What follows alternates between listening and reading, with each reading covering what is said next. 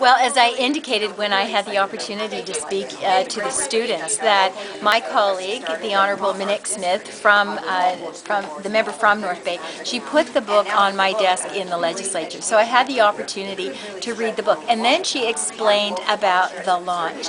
And she said, you know, this is something that it's really going to be a great event. It's going to be in a school in North Bay. I think you should come. And I couldn't agree with her more. So when I had the opportunity to be here in a school, visit a number of schools and visit with educators and parents in North Bay, I jumped at the chance. I'm delighted to be here, and I really feel that I've been part of something quite extraordinary here today. Truly, when you look at the story of the Fortins and Patrick's wish, and the fact that it is in the schools, took a lot of effort and work on everyone's part. Tell me where this goes from here. Well, I think we have the beginning, the seed of something really quite extraordinary. And from what I've been given to understand, I've talked to family members and people in the community, you know, there's a real movement, it would seem, particularly in this area, not just in the school or this board, but across the boards in the region and with healthcare professionals in the region.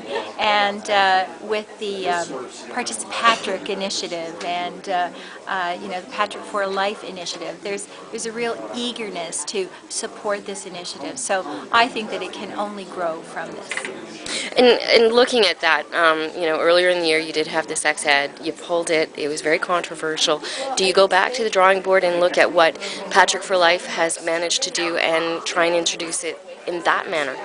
Well, you know, I think that it's interesting that you ask about that. And with respect to the sex education piece, first of all, we've had sex education in our schools for some 30 years now.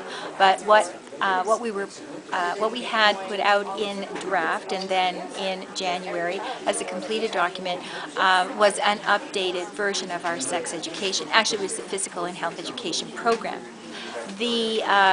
What was unfortunate, someone else got out there and told a story that wasn't accurate in any way, and it generated a reaction.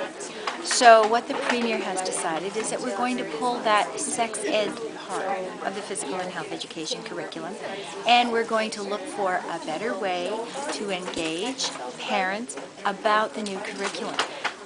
I think it's fair to say that what I've seen here with the Patrick's Wish book initiative and the buy-in that we've received from the community, there are some really good lessons in terms of how and what we need to do to engage the parent community.